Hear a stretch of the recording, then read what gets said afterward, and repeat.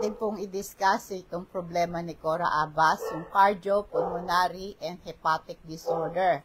Ano po ba itong cardiopulmonary and hepatic disorder?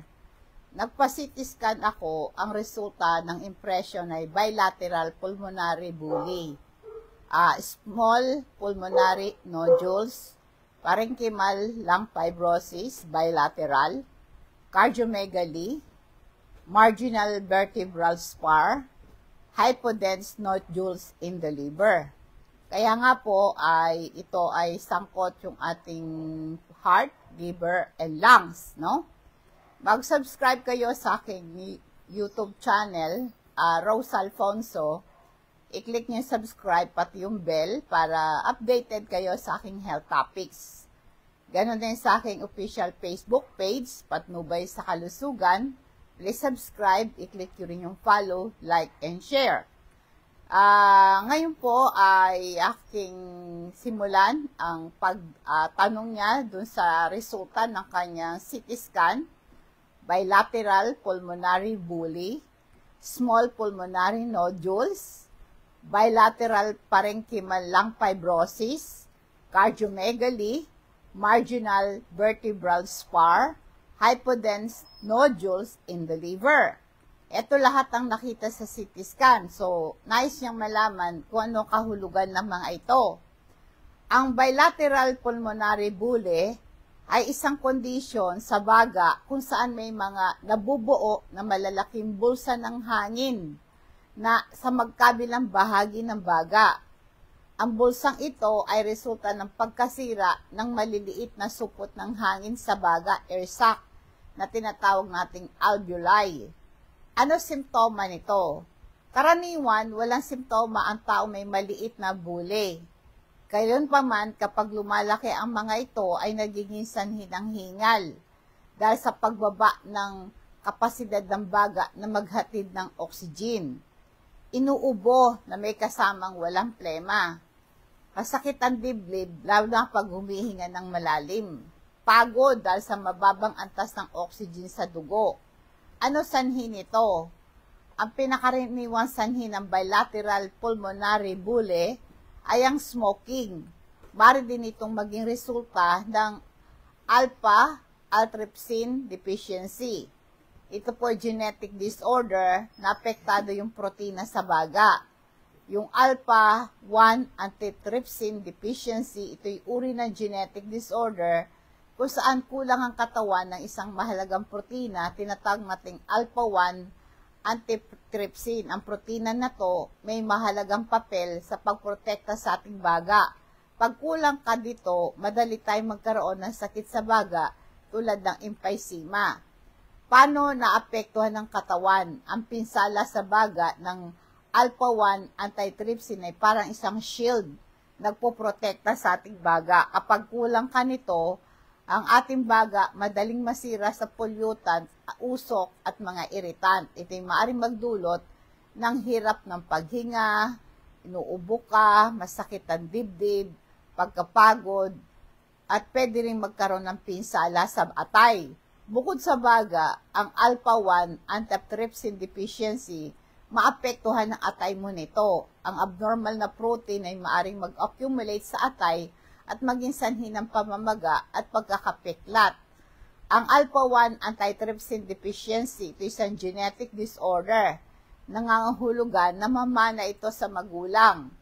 Ang isang mutation sa genes nag-encode para sa alpha-1 antitrypsin naging sanhi ng kondisyon na to. Nakakahawa ba to? As sino mang tao na may nagkaroon ng alpha-1 antitrypsin deficiency, ngunit mas karaniwan ito sa mga tao may family history ng sakit na ito. Yan po. Meron din po genetic disorder na apektado yung connective tissue, yung pangkat ng genetic disorder.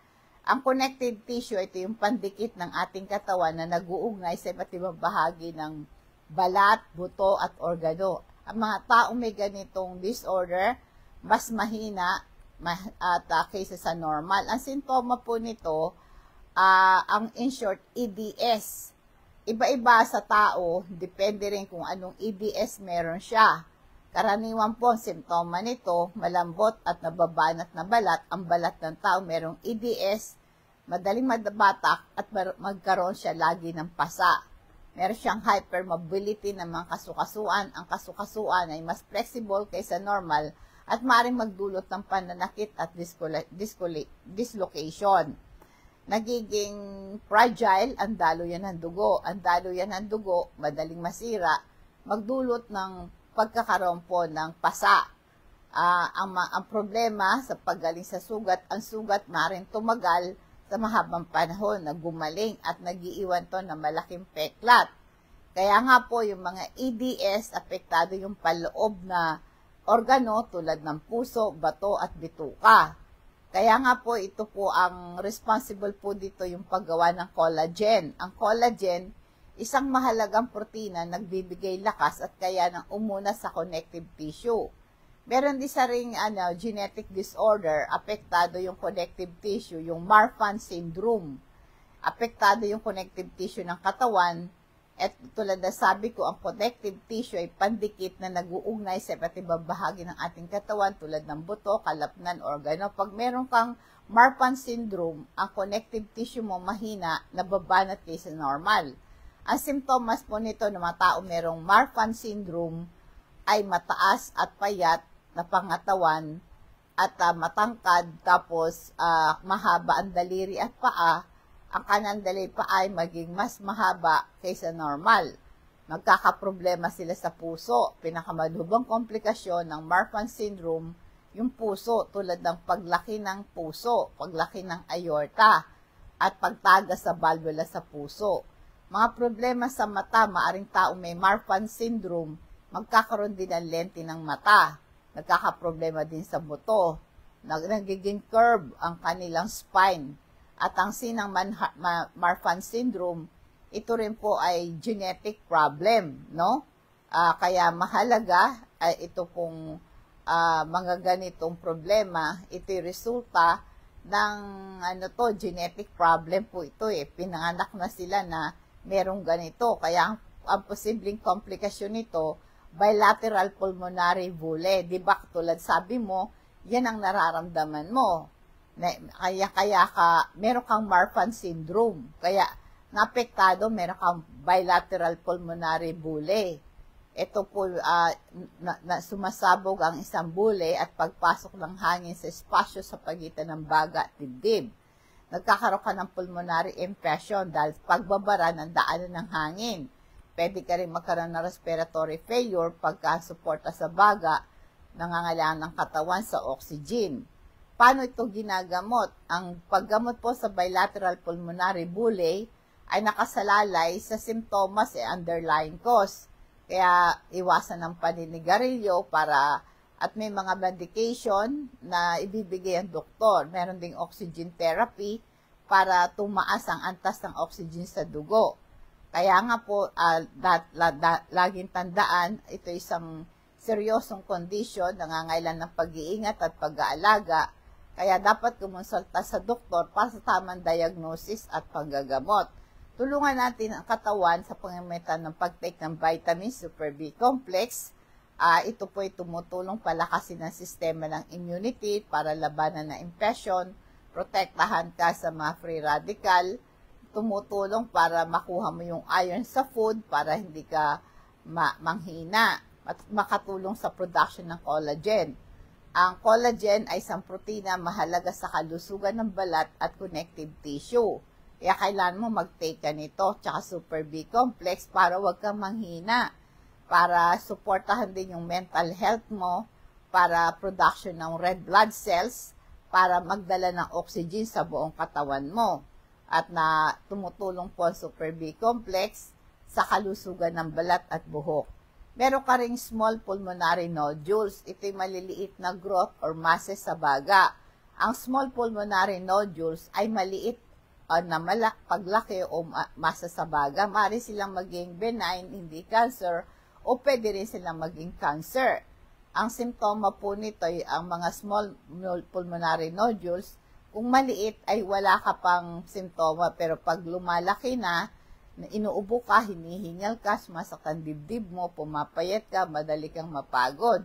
Ang sanhi po ng pulmonary nodules, kabilang na po yung mga granuloma, hematoma, lung abscesses, and scar tissue, and malignant condition or lung cancer. Yung kumalat na cancer po ay sa iba't ibang ng katawan, ito'y nagkukos ng pulmonary nodules. Depende siyempre sa sanhi. Minsan po, nagkaroon kang breast cancer, meron kang cancer sa thyroid, maring ito'y kumalat sa baga. Kaya kailangan, kung meron kang malignancy, kailangan talaga sumunod sa payo ng doktor. No, minsan yung surgery, inaalis yung mga nodules, merong radiation therapy para patayin yung cancer sa cellula, o yung chemotherapy, patayin yung cancer.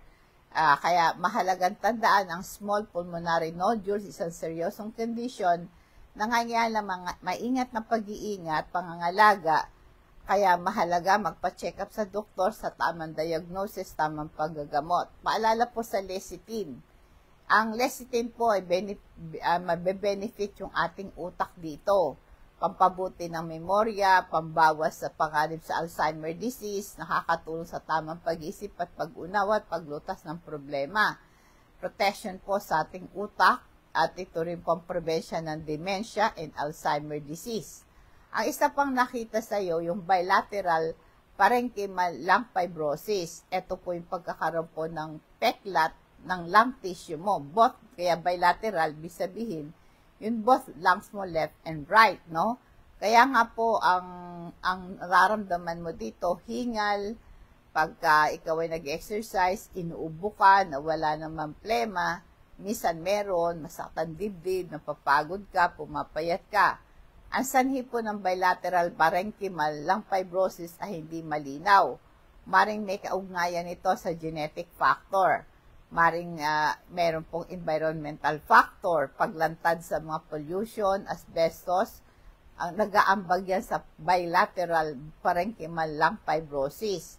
Yung autoimmune disease, no, tulad ng rheumatoid arthritis, mga idiopathic, sabi nga, ay nagiging sanhi. Kaya nga po, walang lunas sa bilateral parenchymal lung fibrosis.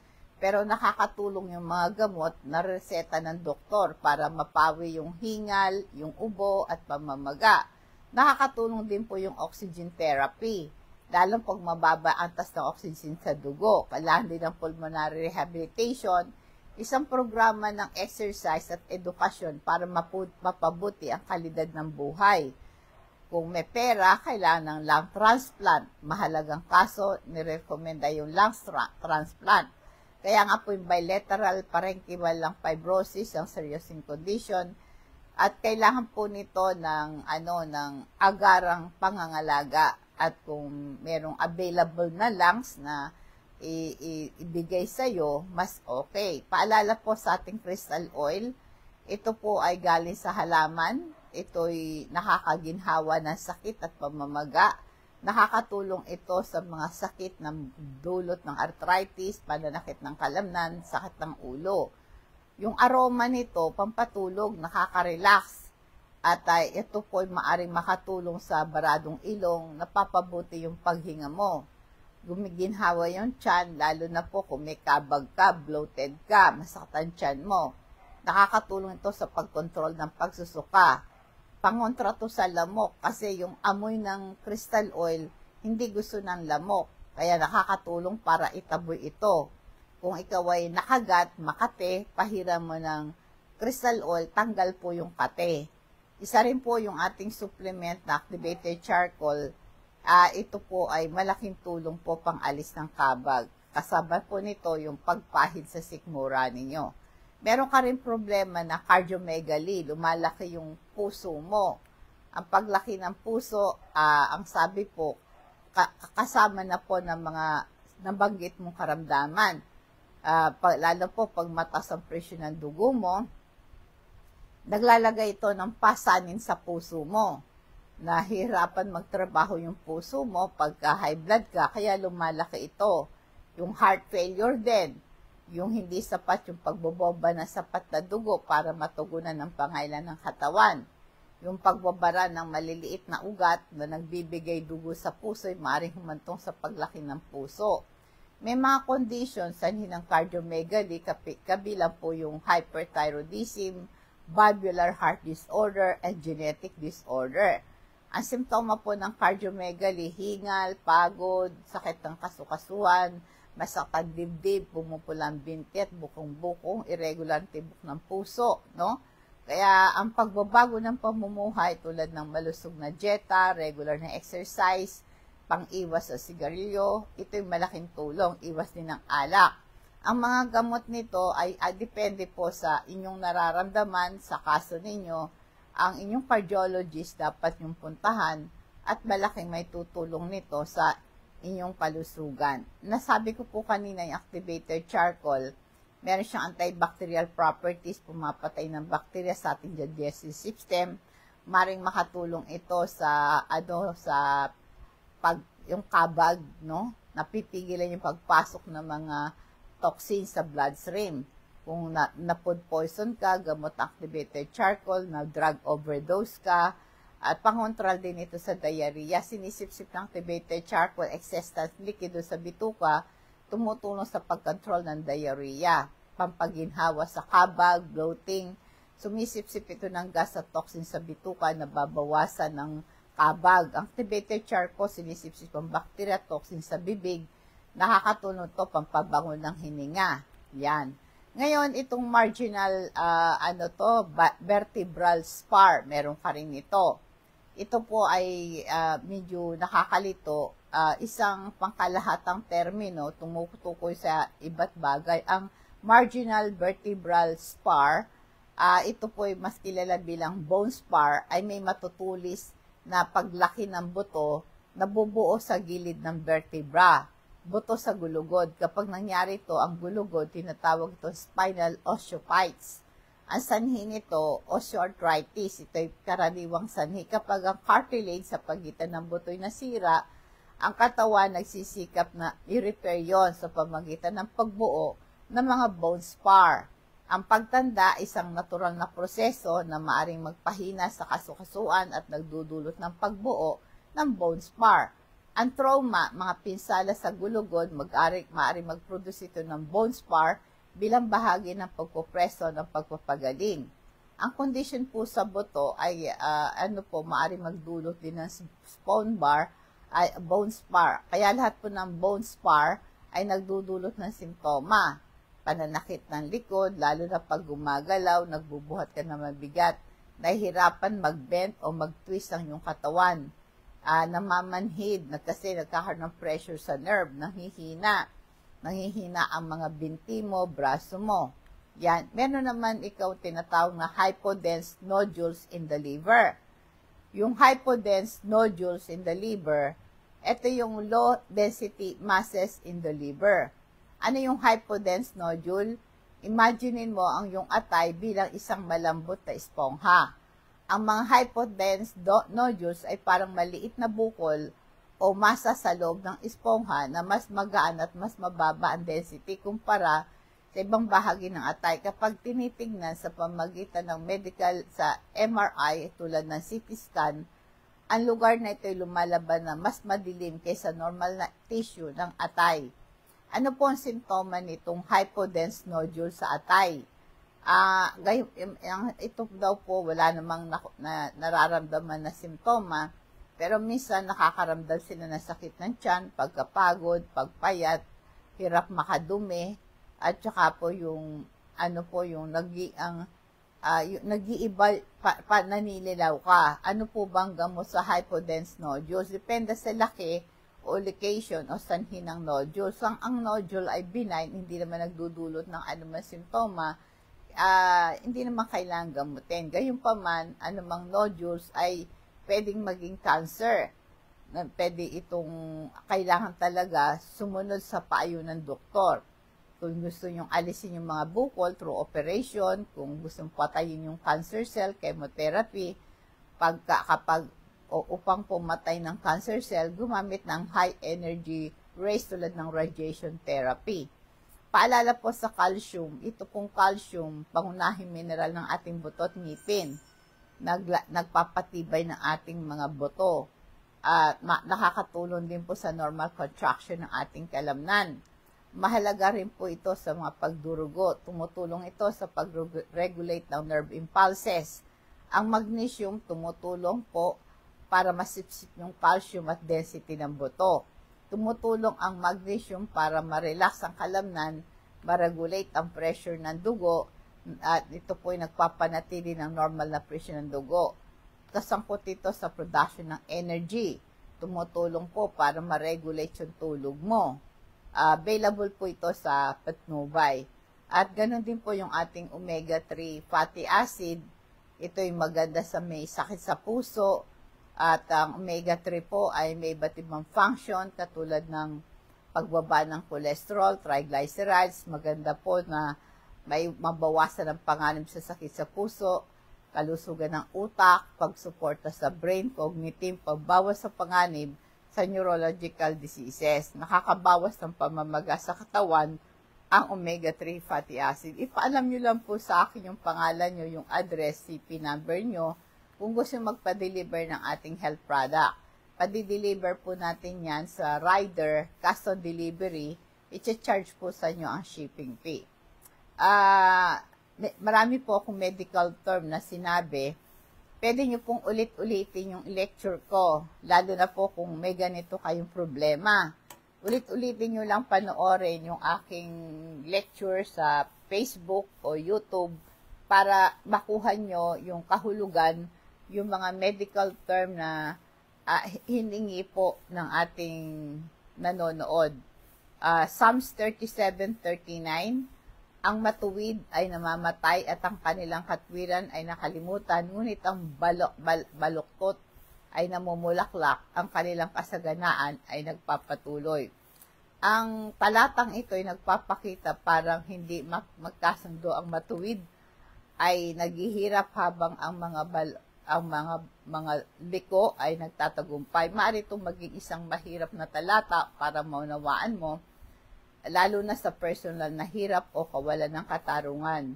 Pero ibig sabihin po nito, ang kayamanan ng mga liko ay pansamantala lamang. Ang kaligayahan sa mundo ay panandalian lang, pero sa kabilang buhay, meron tayong gantimpala ng buhay na walang hanggan. Kaya nga sa huli, ang sabing ganon, maring bigyan natin diin ang kahalaga ng pananatili ng isang makatuwiran na tao. Meron tayong tunay na gantimpala, ang matutuwid. Ang kailangan po natin, hindi natin kailangan ng material na bagay sa tagumpay. Ang pagsubok ay maaaring makita sa atin ang ating tatag ng pananampalataya. Sabi nga, huwag tayong magsawa sa paggawa ng kabutihan. Sa tamang panahon, meron kang makukuhang gantimpala. Magandang gabi po, nawa pong pagpapala, patnubay ng Diyos ang sumatin, and God bless us.